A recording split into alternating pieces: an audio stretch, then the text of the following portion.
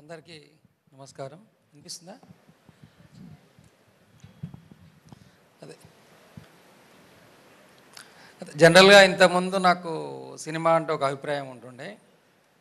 అంటే ఒక మంచి సినిమా రావాలంటే కథే ఇంపార్టెంటు. కథ బాగుంటే సినిమా బాగుంటుంది, కథ బాగాలేకపోతే సినిమా బాగుండదు అని బాగా నమ్మేవాడిని. బట్ ఈ మధ్యకాలంలో నాకు స్వానుభవం అంటే నేను నేర్చుకున్నది ఏంటంటే, ఒక కథ బాగుంటే సినిమా అవుతుంది, అలానే ఒక కథ బాగాలేకపోతే ఫ్లాప్ సినిమా అవుతుంది.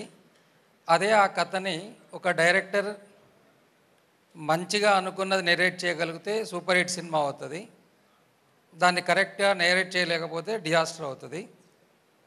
ఇది ఎందుకు చెప్తున్నానంటే, త్రినాథరావు గారి సినిమాలు చూస్తే ఆయన ఏదైతే మైండ్లో అనుకుంటాడో స్క్రీన్ మీద అది కనిపిస్తుంది.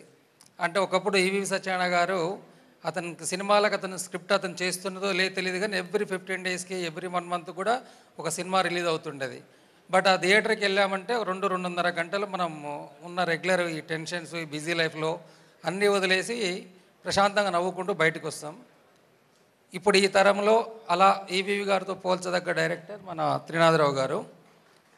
అలాంటి త్రినాథరావే నక్కిన నెరేటివ్స్ అని చెప్పేసి ఒక ప్రొడక్షన్ హౌస్ స్టార్ట్ చేస్తున్నాడంటే, తను ఏదైతే ఒక నమ్మి ఎలాంటి సినిమాలు తీసుకుంటూ వెళ్తాడో తన బాటల్లోనే తన ఈ నక్కిన నెరేటివ్స్ కూడా వెళ్ళాలని అనుకుంటున్నాను.